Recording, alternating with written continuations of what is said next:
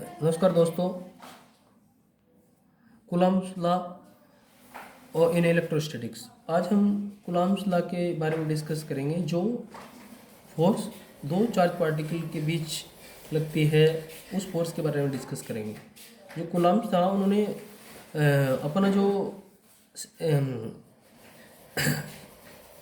Setup तैयार किया था वो कैवेंडिश के जैसे था। जिस तरह कैवेंडिश ने कैपिटल जी की वैल्यू फाइंड आउट की थी, सेम उसी तरीके से उन्होंने ये सेटअप तैयार किया था। कूलम्ब ने जेराल्ड ग्रेविटेशन लॉ है न्यूटन्स का, सेम उसी तरीके से उन्होंने इस लॉ को भी करना चाहा था। लेकिन प्रॉब्लम ये आती है कि जो चार्ज होता है वो डिस्चार्ज हो जाता है, मास तो हमेशा कॉन्स्टेंट रहता है। चार्ज होता है डिस्चार्ज हो जाता है, फिर भी इनका लॉ वेरीफाई हुआ और अच्छा रहा, उसमें कोई कमी नहीं थी। तो this law states that the force of attraction और repulsion between two stationary point के लिए directly proportional to the product of the magnitude of a two charges and inversely proportional to the square of the distance between them. This force act along the line joining the two charges.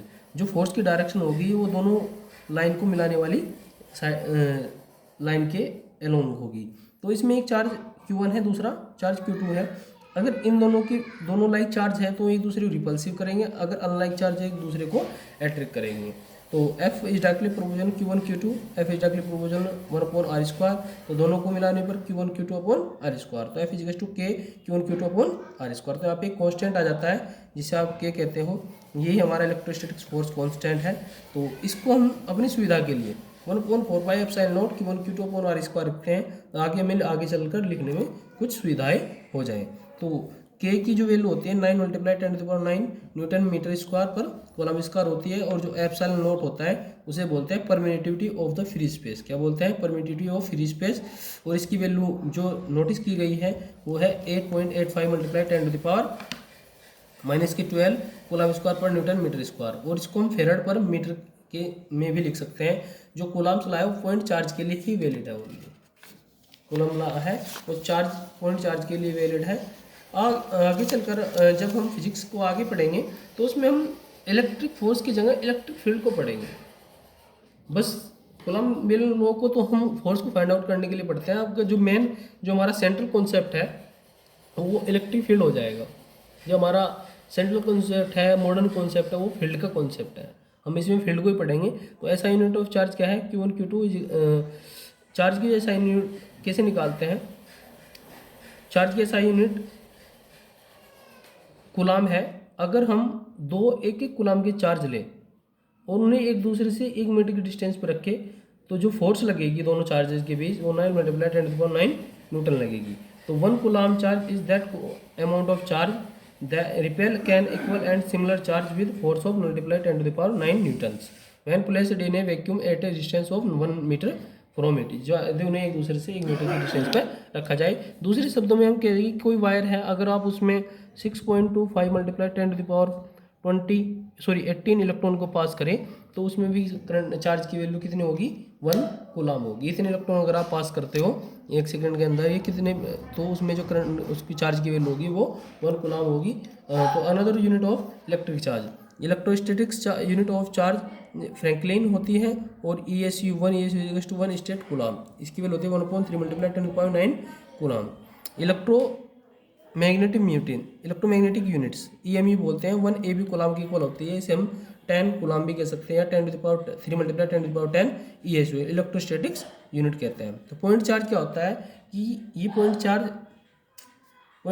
When A linear size of a charged bodies are much smaller than the distance between their size may be ignored and the charged bodies are called point charge। यानी कि अगर हम कुछ दो charge ले रहे हैं और उनमें बहुत ही साइज में नेग्लिजिबल है, उनके बीच की डिस्टेंस बहुत ज़्यादा है, तो उन्हें हम क्या कहेंगे?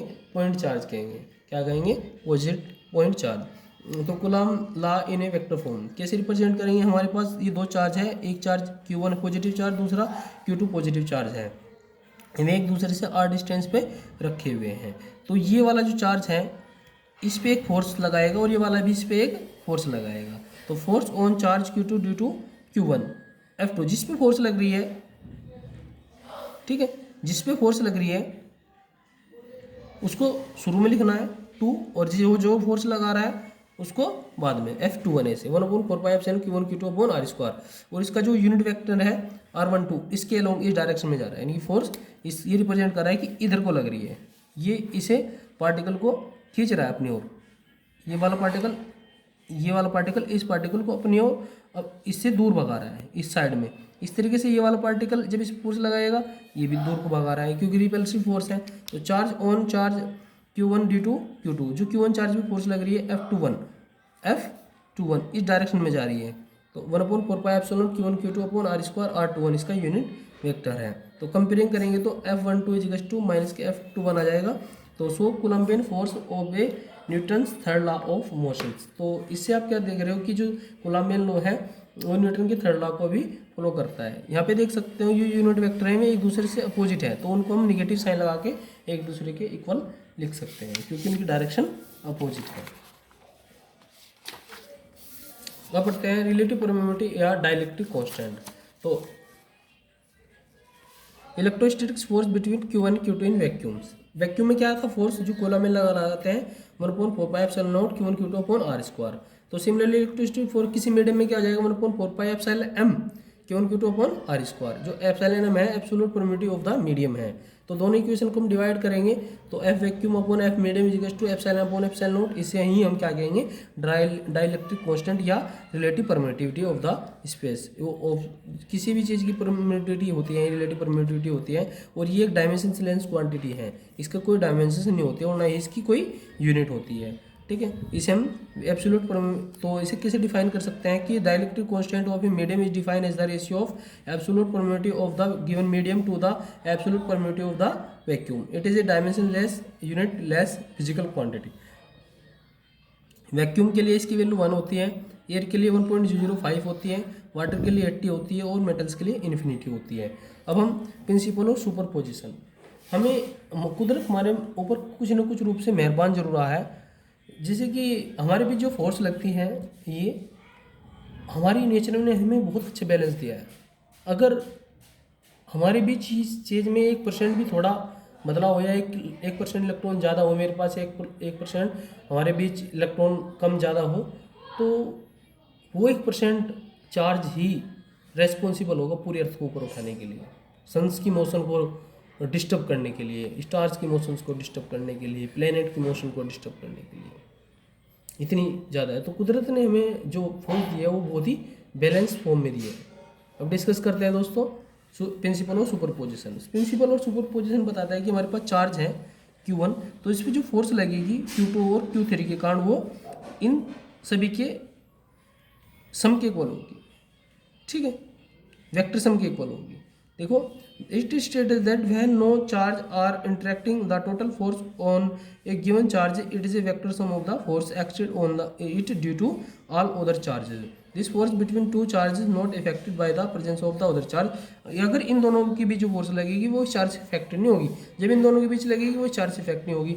इन दोनों के बीच जो फोर्स लग रही है F12 लग रही है, इन दोनों के बीच जो फोर्स लग रही है F13 लग रही है, जो इनका रिजल्टेंट होगा F1 वो इन दोनों के सम के इक्वल होगा। मान लिया हमारे पास बहुत सारे चार्ज पार्टिकल्स हैं और उनमें जो फोर्स लग रही है तो F is to F12 plus F13 plus F14 plus dot dot Fn है।